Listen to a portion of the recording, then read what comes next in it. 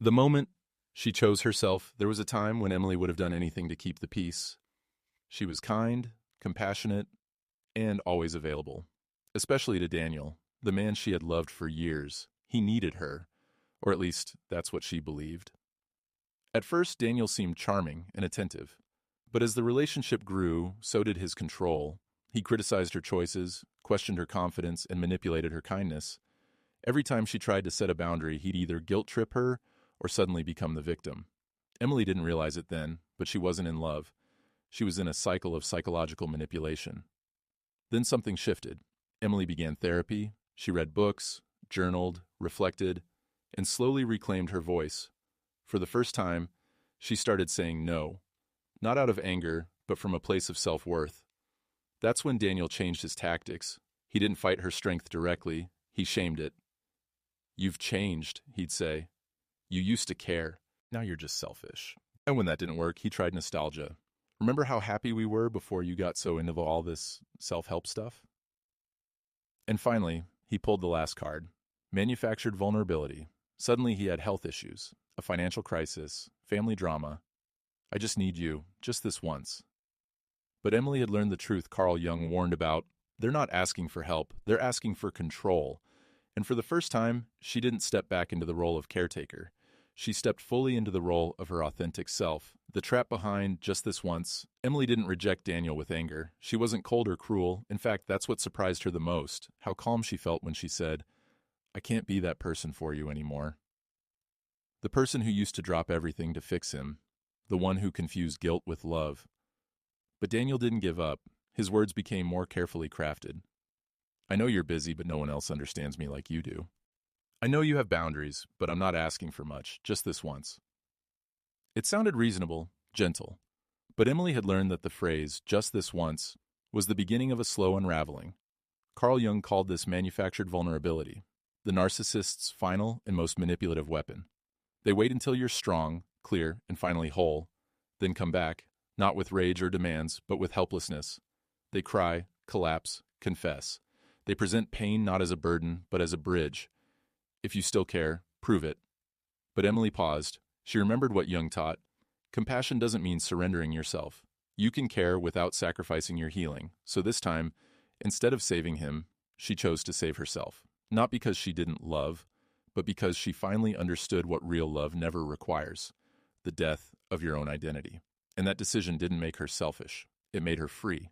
The power of not responding. After Emily walked away, the silence was deafening, but not in the way she expected. It wasn't loneliness, it was clarity. Daniel, of course, didn't disappear. He sent messages layered in guilt and charm. "Remember when we used to laugh all night? I know I made mistakes, but no one's perfect. You were so much happier before you changed." For a brief moment, doubt crept in. Was I really happier back then? That's exactly what Carl Jung described. Nostalgic manipulation, a psychological trick that pulls you back by making you question the value of your growth. But Emily didn't fall for it this time. She realized Daniel wasn't missing her. He missed the version of her that didn't set boundaries, didn't speak up, didn't say no. He missed the version that was easy to mold, not the woman she had fought to become. Instead of replying, she closed her phone. She sat with the discomfort, the ache of untangling years of emotional dependency. And in that stillness, she felt something stronger than pain: peace. Carl Jung wrote, "The privilege of a lifetime is to become who you truly are." Emily wasn't going back. Not to who she was, not to who he wanted her to be.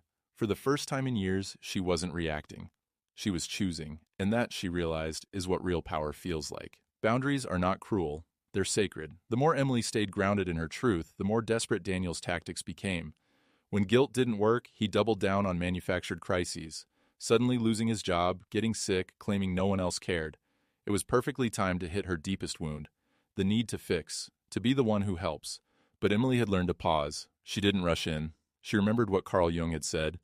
They don't just want your help, they want you to sacrifice your healing to give it to them. It wasn't about support, it was about control, a silent test to see if she'd put their chaos above her peace once again. One night, as she sat alone on her porch, Emily whispered aloud, "Helping you cannot come at the cost of betraying myself." And in that moment, she finally understood. Boundaries are not punishments. They are declarations of self-worth. You can still love someone and not rescue them. You can still feel compassion and say no. You can still care deeply and protect your space completely. Emily hadn't become cold, she had become clear, and that clarity, the kind that isn't loud or dramatic, is what truly breaks cycles. She wasn't here to be a savior, she was here to be whole. When peace feels unfamiliar, stay with it. In the weeks that followed, something unexpected happened. Nothing.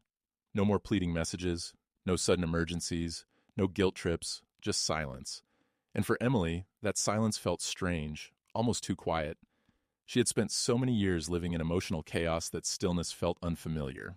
Part of her started to wonder, is something wrong? Was I too harsh, too distant? But then she caught herself. This wasn't guilt, it was withdrawal. Withdrawal from a cycle where her self-worth depended on someone else's need for her. Carl Jung once wrote, "People will do anything, no matter how absurd, to avoid facing their own soul." Daniel was doing just that, searching for someone else to rescue him rather than face his own emptiness. But Emily, she was finally facing hers, and finding it wasn't empty at all. It was full of strength, gentleness, and resilience. One morning, while journaling, she wrote, "I used to think peace was boring, now I know it's sacred." The truth is, healing isn't always loud. It's not dramatic or filled with applause. Sometimes it's sitting with the quiet, choosing not to chase chaos, and learning to feel safe in your own presence. Emily didn't miss Daniel. She missed the version of herself who thought she needed saving. And the more she stayed in the stillness, the more she realized, peace isn't the absence of love, it's the presence of self-respect. The day she didn't apologize for growing, not long after the silence, Daniel showed up one last time. Unexpectedly. It wasn't a scene. There were no raised voices, no tears, just a quiet conversation at a distance. He told her he was sorry, that he missed her, that he realized she had changed. Then he said the words that once would have unraveled her. "You've become someone I don't even recognize."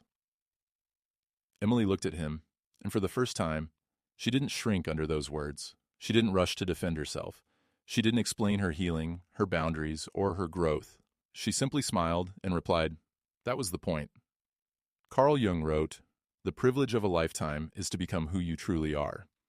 Emily had spent years trying to be recognizable to others, lovable, acceptable, manageable. But healing had made her unrecognizable, not because she lost herself, but because she finally found herself. And that version of her didn't owe anyone an apology. That version didn't need permission to evolve. That version had outgrown people who only loved the weaker version of her. As Daniel walked away, Emily didn't feel guilty. She felt whole.